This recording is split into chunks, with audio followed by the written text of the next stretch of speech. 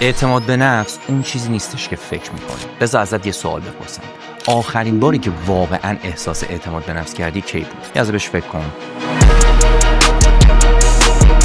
احتمالاً بعد از اینکه یه کار سخت انجام دادی، بعد از اینکه یه چیزو ارائه دادی، بعد از یه مسابقه، بعد از اینکه یه ویدیو منتشر کردی، بعد از اینکه یه گفتگو خیلی سخت رو انجام دادی، نه قبلش. و همین یه نکته شاید مهمترین چیزی باشه که امروز میخوام دربارش حرف بزنم. چون بیشتر ما کل زندگیمون رو صرف دنبال کردن یه حس میکنیم، حسی که قرار نیست قبل از حرکت کردن سراغمون بیاد. از بچگی بهمون گفتن اول به خودت ایمان داشته باش، اول اعتماد به نفس پیدا کن، اول آماده شو، بعد حرکت کن. ولی اگه این واقعا درست بود، پس چرا این همه آدم باهوش و توانمند و با استعداد هنوز از شروع کردن میترسن؟ چرا هنوز اون ویدیو رو منتشر نمیکنن؟ چرا هنوز اون تماس رو نمیگیرن؟ چرا نمیرن جلسه اول باشگاهشون رو انجام بدن؟ مشکل این نیستش که اعتماد به نفس ندارن، مشکل اینه که تعریف اشتباهی از اعتماد به نفس دارن. منم سالها همین اشتباه رو میکردم. فکر میکردم یه روز از خواب بیدار میشم و بالاخره حس آمادگی میکنم و اون روز برای من هیچ وقت نرسید. نه برای من، نه برای بیشتر آدمایی که امروز با اعتماد به نفس به نظر میان. یه چیز خیلی دیر فهمیدم. اعتماد به نفس یه نقطه شروع نیست، یه نقطه پایانه. نتیجه صدها باره که با وجود ترس حرکت کردی. برای همینه که آدمای با اعتماد به نفس از بقیه شجاع‌تر نیستن. فقط یه بار بیشتر از بقیه با وجود ترس قدم اولو برداشتن و دفعه بعد این قدم یه ذره راحت‌تر شد. بعد دوباره راحت‌تر شد، بعد دوباره راحت‌تر شد، تا اینکه یه روز بقیه بهشون نگاه کردن و گفتن چه اعتماد به نفس بالایی داره این، در حالی که هیچ کس اون 100 بار اول رو ندیده بود. و این تازه اول ماجراست. چون اگه اعتماد به نفس بعد از عمل ساخته میشه، یه سوال خیلی مهم پیش میاد. چی باعث میشه که بیشتر ما هیچ وقت اون قدم اول رو بر نداریم؟ چرا اون قدم اول انقدر سخته؟ جوابش این نیستش که تو آدم ضعیفی هستی، جوابش این نیستش که اعتماد به نفس نداری، جوابش اینه که مغزت داره دقیقاً کاری میکنه که برای انجام شدنش ساخته شده. محافظت از تو. یه چیز تصور کن. فرض کن 10,000 سال پیش زندگی میکردی. اگه از یه قبیله جدا میشدی، احتمال زنده موندنت خیلی کم بود و برای همین مغز انسان یه چیزو خیلی زود یاد گرفت. رد شدن خطرناکه، قضاوت شدن خطرناکه، تنها موندن خطرناکه. امروز دیگه خبری از اون قبیله نیست، ولی مغزت هنوز داره با همون نرم افزار قدیمی کار میکنه. برای همینه که وقتی میخوای یه ویدیو منتشر کنی، انگار جونت تو خطره. وقتی میخوای جلوی جمع حرف بزنی، بدنت دقیقاً همون واکنش رو نشون میده که انگار قراره با یه حیوان وحشی روبرو بشی. دهنت خوش میشه، کف دستت عرق میکنه، ضربان قلبت بالا میره و بعد مغزت میاد یه نتیجه گیری اشتباه میکنه. میگه اگه من انقدر استرس دارم، حتما نباید این کار رو انجام بدم. ولی این دقیقاً همون لحظه‌ایه که بیشتر آدما بازی رو میبازن. چون یه سوال، آیا استرس همیشه یعنی داری یه کار اشتباه میکنی، یا شاید یعنی داری یه کاری انجام میدی که برات مهمه؟ من یه چیزی رو بعد از سالها فهمیدم. بدنم قبل مسابقه بدنسازی دقیقاً همین واکنش رو داشت. قبل از منتشر کردن ویدیوهایی که واقعاً برای زحمت کشیدم، همیشه همین واکنش رو داره.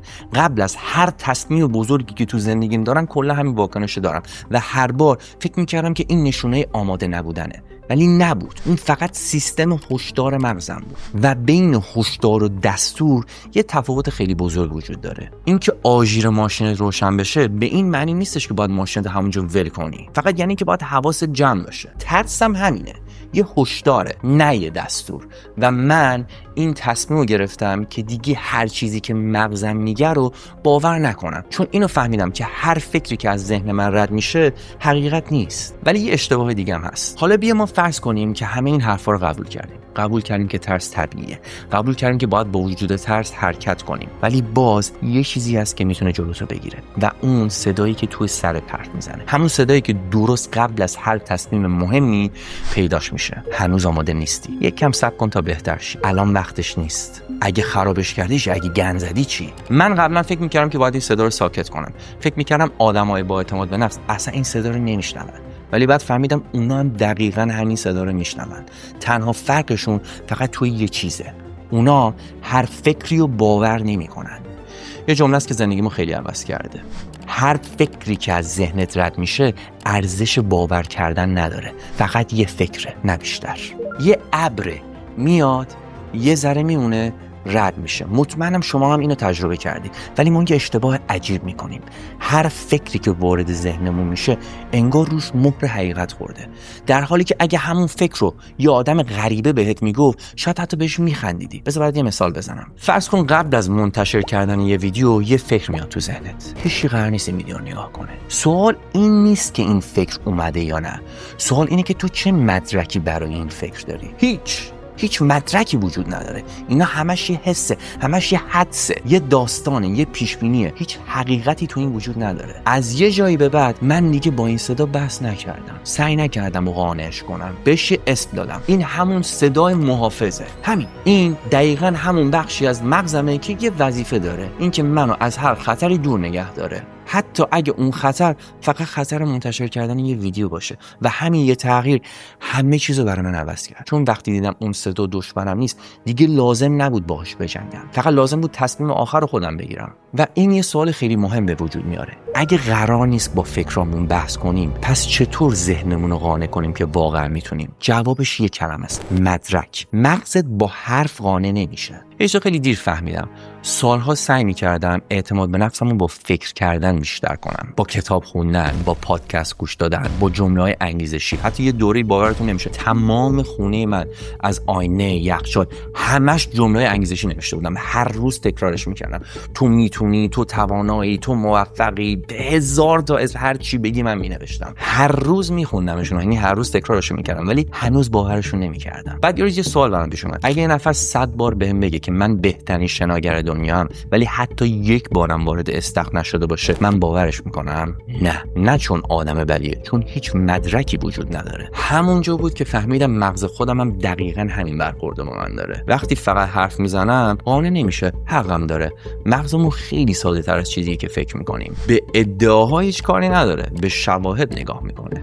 هر باری که یه کار سختی رو انجام میدی، یه رأی داری به اون هویت جدیدت میدی. هر بار که با وجود ترس کاری انجام میدی، یه رأی داری میگیری. هر بار که با وجود استرس حرفتو میزنی، یه رأی داری میدی. هر بار که با وجود شک باز ادامه میدی، یه رأی داری میدی. بیشتر آدم‌ها منتظرن که اول باور کنن که آدم با اعتماد به نفسی هستن، بعد اونجوری رفتار کنن. ولی این مسیرش کاملا برعکسه. اول اونجوری رفتار میکنی، بعد کم کم باورت میشه. اعتماد به نفس با تصمیم ساخته نمیشه، با 100 تا رأی کوچیک ساخته میشه. و از یه جایی به بعد دیگه لازم نیست که به خودت ثابت کنی که میتونی، چون مغزت خودش قبلا بارها دیده که تونستی. و این دقیقاً همون جایی که بیشتر آدم‌ها یه اشتباهی دیگه میکنن. فکر میکنن برای تغییر کردن باید تبدیل به یه آدم کاملا متفاوت بشن، در حالی که فقط کافیه که یک نقش متفاوت رو انتخاب کنن. این یه تغییر خیلی کوچیکی بود که زندگی منو از این رو به اون رو کرد. یه اشتباهی دیگه هم بود که سالها می‌کردم، این بود که فکر می‌کردم برای اینکه یه کار خوب انجام بدم باید اول حس اون آدم رو داشته باشم. اگه می‌خواستم جلوی دوربین حرف بزنم، منتظر می‌موندم که احساس اعتماد به نفس کنم. اگه می‌خواستم یه تصمیم خیلی بزرگ بگیرم، منتظر می‌موندم که احساس آمادگی کنم. ولی هی 10 بارم بهتون گفتم اون حس هیچ وقت نمی‌اومد، هیچ وقت بر من نیومد. تا اینکه چیزی فهمیدم: ما تو زندگی فقط یک نفر نیستیم، همه ما نقش بازی میکنیم. مثلا وقتی تو کنار دوستات هستی، یه نسخه از خودتی. کنار خانواده‌ات یه نسخه کاملا متفاوتی. سر کار یه آدم دیگه ای هستن. پس شخصیتت همیشه ثابت نیست. بسته به نقشی که داری واردش میشی، رفتارت هم عوض میشه. اونجا بود که به جای اینکه از خودم بپرسم آماده‌ام، یه سال دیگه از خودم پرسیدم: اگه من الان اون آدم بودم، تو این موقعیت چیکار میکردم؟ همین یه دونه سوال. قبل از گرفتن همین ویدیو از خودم پرسیدم: اگه یوتیوبر حرفه‌ای بودم، میلیون ها سابسکرایبر داشتم، چجوری این ویدیو رو رکورد می‌کردم؟ جواب خیلی واضح بود. قبل از آخرین ماراتونی که دویدم از خودم پرسیدم: اگه من قهرمان ماراتون بودم، الان با این استرسی که قبل شروع مسابقه دارم چیکار می‌کردم؟ دوباره جواب خیلی واضح بود. دیگه منتظر اعتماد به نفس نمیمونم، فقط نقشمو انتخاب می‌کنم و هر دفعه که مثل اون آدم رفتار می‌کنم، یه اتفاق عجیب میفته. رفتارم عوض میشه، بعد تصمیمم عوض میشه، بعد کم کم خودم عوض میشم. و این باعث شد بفهمم که هویت یه چیزی نیستش که یه روز پیداش کنم. هویت چیزی که هر روز دارم با رفتارم میسازمش و هر بار که مثل نسخه بهتر از خودم رفتار میکنم، یه مدرک دیگه دارم برای این مغزم میسازم. برای همین بهت پیشنهاد میکنم از همین امروز قبل از هر تصمیم مهم فقط یه سوال از خودت بپرس: نسخه‌ای از من که میخوام بهش تبدیل بشم الان تو این موقعیت چی کار میکنه؟ بعد دقیقاً همون کارو انجام بده، حتی اگه هنوز حسش نداری، چون احساس همیشه از رفتار عقب‌تره. این دفتر رو می‌بینی؟ این دفتر اعتماد به نفس منه. و البته من چند تا از این دفترها هم دارم. اگه ازم بپرسی اعتماد به نفس از کجا اومده، احتمالاً فکر می‌کنی که به یک کتاب اشاره می‌کنم. بهت میگم برو این کتابو، یا یه دوره یا یه جمله انگیزشی بهت میگم. ولی نه، اعتماد به نفس من همه از این اومده. تو این دفترم هدفامو ننوشتم، خاطره ننوشتم. تو این دفتر پر مدرکه. هر صفحه‌اش یه یادآوریه که یه روز دلم نمی‌خواست یه کاری انجام بدم ولی انجامش دادم. اولین ویدیویی که تو یوتیوبم منتشر کردم و اینجا نوشتم. تماس‌های سخت، خواسته سختی که از این اون داشتم و ازشون پرسیدم و این تو نوشتم. این نوشته‌ها شاید خیلی ساده به نظر برسن ولی برای مغز از هر جمله انگیزشی قوی ترن، چون مغز یه سوال بیشتر نمیپرسه: قبلا انجامش دادی یا نه؟ اگه جوابت آره باشه، همه چیز عوض میشه. من تو هر صفحه از این کتاب میتونم براتون یه چیز پیدا کنم که آقا من امروز این کارو نمیخواستم انجام بدم ولی انجام دادم. این اتفاق داره منو میترسونه ولی انجامش دادم. همینجوری کلی دفتر اینجوری هم دارم که همه رو توش نوشتم. ببین، اعتماد به نفس حافظه است. حافظه لحظه‌ای که با وجود ترس بازم حرکت کردی. برای همین هر وقت که اون صدای قدیمی برمیگرده و میگه نمیتونی، دیگه باهاش بحث نمی‌کنی.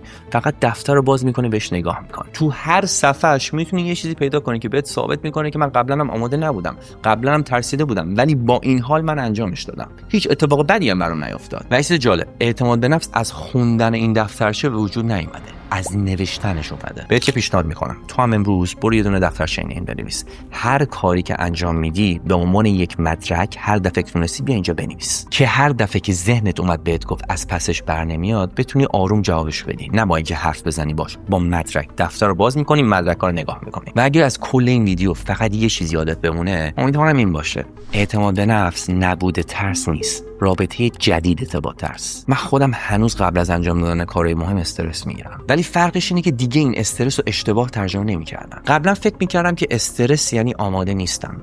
الان میدونم که یعنی این کار برام مهمه. همین. ترس دشمن من نیست، فقط یه آژیره و این آژیر قرار نیست رانندگی کنه، قراره که فقط به من خبر بده. همین، فقط یه نشونه است و من هنوز با وجود ترس میتونم حرکت کنم. و تقریبا هر دفعه یه اتفاق میفته. بین چند ثانیه تا یک دقیقه بعد از اینکه اون کاری که باید میکردم و شروع میکنم، ترسم آروم آروم کنار میره. نه چون اعتماد به نفسم بیشتر شد، چون مغزم یه بار دیگه دید که زنده موندم، دید که برام هیچ اتفاق بدی نیفتاد، دید که از پسش بر اومدم، دید که یه مدرک دیگه به این دفترچه اضافه شد. شاید تو هم الان یه کاری توی ذهنت داری، یه تماس باید بگیری، یه تصمیم میخوای بگیری، یه امتحانی که میخوای براش شروع کنی، هر چیزی که هست، چیزی که هفته‌ها یا شاید ماه‌ها هم عقبش انداختی. صادقانه ازت یه سوال دارم: اگه مطمئن بودی که قرار نیست هیچ وقت احساس آمادگی کامل از راه برسه، بازم صبر می‌کردی یا همین امروز شروع می‌کردی؟ چون شاید بزرگترین دروغی که همه ما باور کردیم همین بود، اینکه یه روزی از خواب بیدار میشیم و بالاخره حس اعتماد به نفس داریم. اون روز نمیاد. برای من نیومد، برای آدمای موفقی که میشناسم هم نیومده تا حالا. اونا فقط یه تصمیم گرفتن.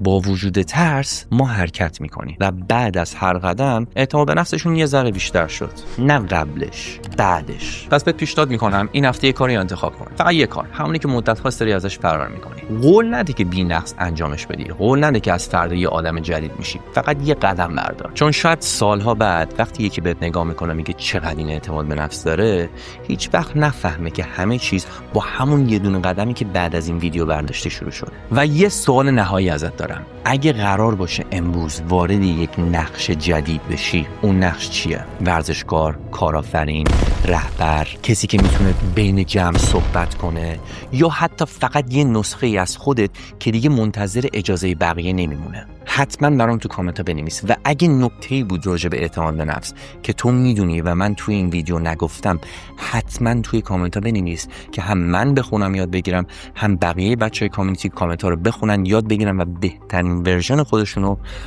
بسازن. دمتون گرم که این ویدیو رو تا اینجا نگاه کردید. براتون ویدیوهای بیشتر میسازم. هر ویدیویی که از من درخواست دارید و بنویسید، حتما براتون درست میکنم. تا ویدیوی بعدی بچه‌ها، دمتون گرم.